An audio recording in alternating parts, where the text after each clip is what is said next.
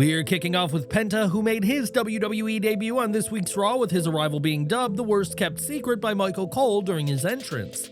Though many fans knew Penta's debut was coming, his arrival, which saw him defeat Chad Gable before cutting a post-match promo expressing his gratitude, has received acclaim. With that said, there were reports after Raw that Penta had attracted some heat for his match and promo, which went so long that other talent had their segments shortened. Fightful Select states that the reports of Penta's match going overtime is true, as it was internally listed for one segment, which is how WWE breaks up the show with commercial breaks. His promo also went much longer than WWE had expected, but the reports of Penta having heat after his debut are not true. A higher-up in WWE who spoke to Fightful said they hadn't heard of any heat on the AEW alum, and if there was heat, it should be on whoever decided that the show needed a hard finish. WWE has much more flexibility with the length Raw has now that the show is on Netflix, but the company was trying to stick to 2 hours and 30 minutes for this week's show. That was so talent could catch their flights home after the show, and this puts to bed the false claims of Penta having heat with others on the roster. In fact, Fightful not only confirmed these claims were false, but said that the talent at the San Jose Raw were extremely happy for him and his family, as they knew what this meant for him. Penta didn't shy from the spotlight backstage, as he was seen mingling with talent and doing photo shoots throughout the day, showing that his presence at the show was not a secret. On Instagram, Penta's brother Ray Fenix shared his pride in his brother, but for the time being, Fenix remains under contract with AEW, despite not having been used in months. On Shop AEW, Fenix's name and image are still listed under the roster tab, but if you click him, you get a 404 error page with no merchandise available for purchase. This is the latest alarming update about Fenix, who last month claimed AEW ignored him when he needed a doctor and suggested that AEW had engaged in inhumane treatment. As for Penta, he has arrived in WWE, with fans excited to see what's to come, as his journey as a superstar is off to an impressive start, despite what some may have you believe. More from Raw, as we already know that WWE ended the show so talent could get their flights in time, but there's much more information about this particular runtime. Mike Johnson of PW Insider reports that despite Netflix providing flexibility, WWE aims to maintain a structure to its timing and don't want to go past that just because they can. Several dark matches were scheduled for after this week's Raw in San Jose, including a US title match between LA Knight and Shinsuke Nakamura in a rematch from Survivor Series. The plan was to deliver those matches to the crowd and still wrap up the taping in a reasonable time frame, which is why the show was much shorter than last week's 3-hour episode. The January 6th show was treated like a premium live event, but this week's show returned to a more typical schedule for WWE's flagship show. In addition to allowing for talented staff to catch their red-eye flights home, the earlier time was so WWE could avoid extra costs for venue overtime, local staff, and their own crew. Raw's debut on Netflix brought plenty of exciting moments, but WWE is now prioritizing finding a balance between big moments and having a practical schedule that works for everyone.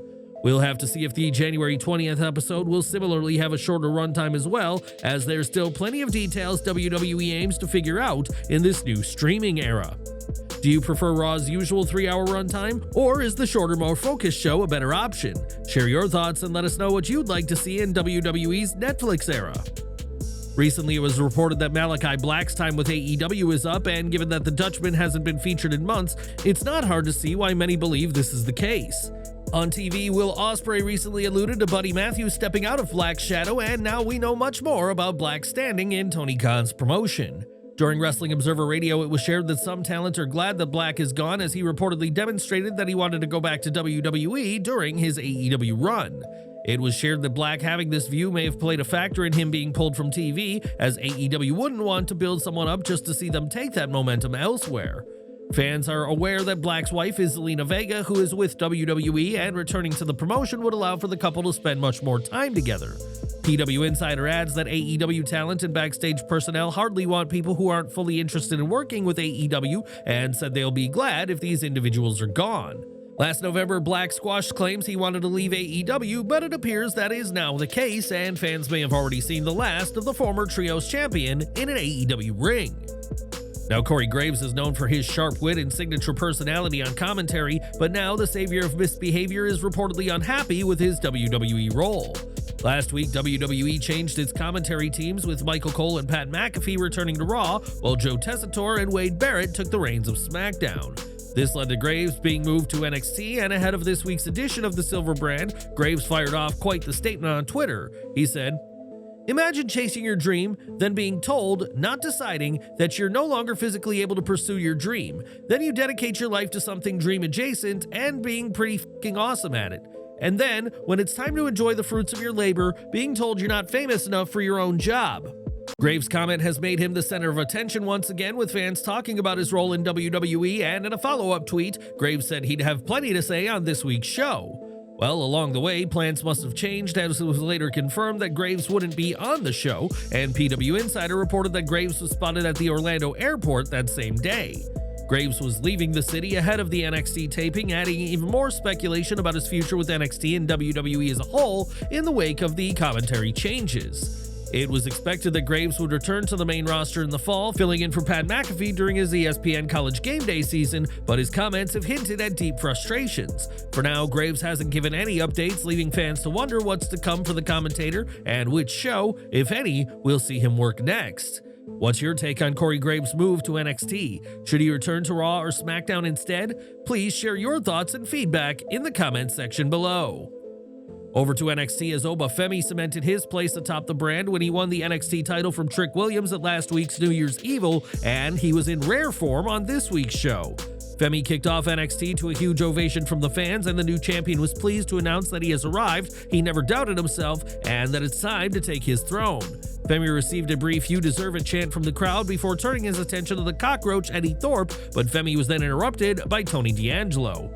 The NXT champion and North American champion have a history, as Tony D took the latter title from Femi in St. Louis, a fact D'Angelo reminded Femi of in his promo. D'Angelo added that he'll become NXT champion whenever he decides to challenge for it before Ridge Holland threw his name in the situation, though the Don didn't wait to attack him. Security separated the pair as Femi stayed in the ring, but Eddie Thorpe jumped in the ring to blindside the champion, and after beating him with a strap, posed with the NXT title. This was a unique way for the Oba era to kick off, with this segment accomplishing the goal of addressing multiple feuds and angles at once. With that said, having the new champion get taken out during his first week with the gold is hardly the best way to get a reign started for someone who's supposed to be a monster. How long will Femi keep the NXT title? Is this the way the reign of the ruler should have started? Let us know what you think in the comments section. Now, Dante Chen has been a rising star in NXT over the past couple of years, and in addition to having a following among the fans, even holds a win over Lexis King. With all that in mind, Chen wasn't afraid to confront Ethan Page this week when he claimed that the locker room was jealous he had a segment with The Rock last week, setting up a match.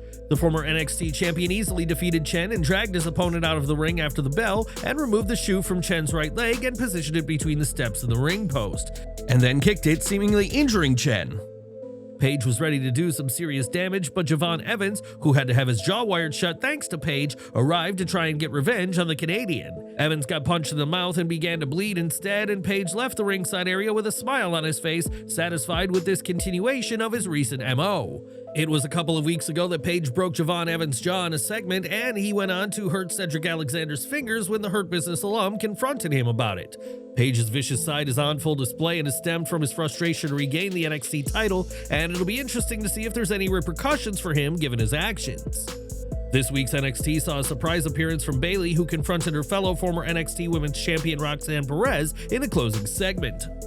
1 week out from her title loss to Julia, Perez had been seen speaking with Shawn Michaels backstage, and in her promo asserted that her 276-day reign elevated the NXT Women's title. Perez said her reign had also elevated the NXT Women's division, something she claimed Julia won't be able to do now that she holds the gold. Perez claimed that the division would be lost without her, though Bayley arrived before she could go further, and at first tried to empathize with Perez, saying she could grow from this loss. Perez refused to listen, and Bayley said the division would be fine without her, just as it was fine when Bayley left in 2016 for the main roster. Bayley added that though Perez is stuck in her ways, she'll be entering WrestleMania 41 as Women's Champion, and Perez would deck Bayley in the face. NXT went off the air with Bayley raining down punches in retaliation, and after her loss to Julia last week, there had been questions about the direction for the Prodigy. Given this confrontation, it seems Perez's path will take her to the main roster and Bayley's home of SmackDown, where Perez wrestled in October 2022. Alternatively, this feud could see more from Bayley in NXT, adding her name to the list of main roster talents to appear for the brand in recent years. Perez has been a diamond in NXT, but her call-up is a question of when, not if, and working with the role model is hardly a bad start for this chapter of her career. Charlotte Flair was around for this week's NXT, though the Queen didn't appear on camera, and instead she kept backstage, where she snapped a photo with Shakara Jackson and Lash Legend. Flair's presence backstage shows she's still very much invested in WWE and its future, and with reports growing of an imminent return, this appearance is the latest sign of that. What do you make of Charlotte being at this week's NXT? How would you like to see her be brought back? Let us know down in the comments. At the debut episode of Raw on Netflix, Hulk Hogan was resoundingly booed by the crowd in attendance despite his talk of loving the fans. The hostile response would be picked up by several major media outlets, but appears this frosty reception won't mark the end of Hogan's time in front of a WWE audience. On Wrestling Observer Radio, it was shared that Hogan will be appearing as part of the Saturday night's main event show on January 25th, which will take place in San Antonio, Texas. It's unclear how WWE will handle the Hulkster's appearance, as they won't want a repeat of earlier this month, and Hogan won't be the only legendary name around. Jesse Ventura will also be at the event, which adds some tension as the pair haven't gotten along for years since Hogan tattled on Ventura for planning to form a wrestling union. Even decades later, Ventura has shown animosity for Hogan in interviews, and in stark contrast to the Hulkster, Jesse has been given a warm welcome back to WWE. Hogan is already being used to promote Saturday night's main event, and we'll have to see if another frosty reception is in store for the controversial Hall of Famer later this month. But what do you think? Would you like to see Hulk Hogan, or would you be among those booing the former WWE champion? Let us know in the comments. Since 2020, Matt Cardona has competed a handful of times for AEW and recently arrived in ROH, where he challenged world champion Chris Jericho at Final Battle. On the Ariel Helwani show, though, Cardona clarified that despite his ROH role, he was never offered an AEW contract, and shared how his ROH appearance came together. Cardona received a call about a month ago about wrestling at Jericho in New York's Hammerstein Ballroom, and he was excited about making that match happen. The pair had several weeks of TV leading up to the match, which received great reactions at the time, and Cardona's shirt would become the best seller of the week.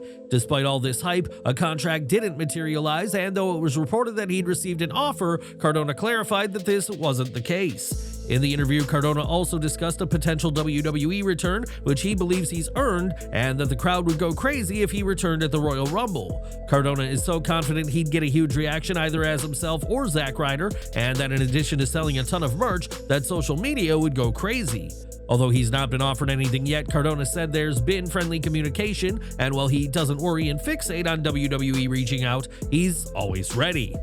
Cardona has worked hard to reinvent himself over the past 5 years and certainly come a long way from being the lovable loser fans knew during his WWE run. Do you think Matt Cardona deserves an AEW contract after his stellar performances in ROH? What are your thoughts on his journey in wrestling and a return to WWE? Let us know below. More from NXT as Ashanti Adonis and Karmen Petrovic took their relationship to the next level, as after some flirting, the pair sealed the deal with a kiss. Shawn Spears was seen questioning Adriana Rizzo about Tony D'Angelo's loyalty before Izzy Dame interrupted and dismissed Spears, and there were clear tensions on display. 1 week after becoming the #1 contender for the women's North American title, Stephanie Vaquer was in action as she took on Shotzi. Once again, WWE presented Vaquer exceptionally well, which has been the case since she arrived in the company in 2024. Vaquer was more widely known internationally than she was in the United States prior to signing, but WWE has succeeded in making her feel important very quickly. This match started with a quick pace and several takedowns in the first couple of minutes, and the pair traded some near falls, but neither held the advantage for long. Shotzi's daredevil attitude took a backseat in this as she displayed some solid in-ring ability for the match, while Vaquer is known for her in-ring work, so anyone who keeps up with her will look great. The pair traded some creative counters and were keeping the intensity high in the second half before Fatal Influence showed up and caused a distraction. Fallon Henley was able to hit Vaquer with the title, a spot Shotzi didn't see, and though she'd win with a roll-up, she looked upset when she saw Fatal Influence in the aisle. An interference finish is never ideal, but the match made up for it, and backstage after the match, Shotzi was emotional, highlighting that this was her first singles match in close to a year. Fighting back tears, Shotzi said it's been a long journey for her back to the ring, and believes that this match will set the tone for what'll be a huge 2025 for her. Shotzi added that she didn't need Fallon Henley's help to win, and that the champion is a chicken, so don't count out Shotzi finding herself in the women's North American title picture. Recently, former WWE superstar Lince Dorado vacated the Lucha Premier Championship, leaving fans to wonder what's next, and this week, Dorado gave a huge update. On Instagram, Dorado shared that he can't wait for what's next and capitalized the letters N, X, and T, and fans immediately speculated at a role in WWE's Silver brand. In tag team action, Jakara Jackson and Lash Legend faced Alba Fire and Isla Dawn to determine the #1 contenders for the WWE Women's Tag Team Championships. All 4 women put on a show in the match that lasted 2 segments and ended with Jackson and Legend earning the win and the title match with Bianca Belair and Naomi. It was last week that both Kelani Jordan and Cora Jade were part of the 4-way to determine the #1 contender for the Women's North American title, though neither got the win. With that in mind, the 2 rivals met this week in singles action to settle their differences, and Jade's trash talk only resulted in a double-leg takedown by Jordan and several forearm strikes. When Jade took control, she grew frustrated that she couldn't put Jordan away immediately and ended up cheating by raking Kalani's eyes while the ref didn't see it. A double underhook DDT scored Jade the win in a good match that would have been better had it been given more time, as on this night, the pair felt rushed. TNA Knockouts World Champion Masha Slamovich made a surprise appearance in the crowd during NXT, and after the show, Cora Jade asked on Twitter, "WTF are you looking at?" Slamovich fired back, telling Jade, "You're not going to like the answer when you find out," teasing that we may soon be seeing the NXT and TNA stars lock up in the ring. NXT's main event saw Axiom put their tag team titles on the line against Bronco Nima and Lucian Price of OTM, and before the match, the 2 teams got into a fight backstage. WWE Tag Team Champions DIY were also at NXT to get a closer look at Axiom, though claimed that there'd be no funny business tied to their visit. Mike Rome gave this a big match feel with introductions, and the difference of size between the 2 teams proved to be the biggest fans have seen in some time. Frazer and Axiom relied on their speed, but OTM dominated in the first half, and the champions began to show more life after a break. In one of the biggest spots, Nima suplexed Frazer onto Axiom to break his submission hold, but in the end, the champs rallied, with Frazer putting Nima through the announce table with a senton. Axiom hit Price with his finisher to win this great David vs. Goliath match, and could this week's show be setting up a match between Axiom and DIY? That could certainly be the case. And that was this week's NXT, and what did you think of the show? Let us know in the comments, and thanks for watching.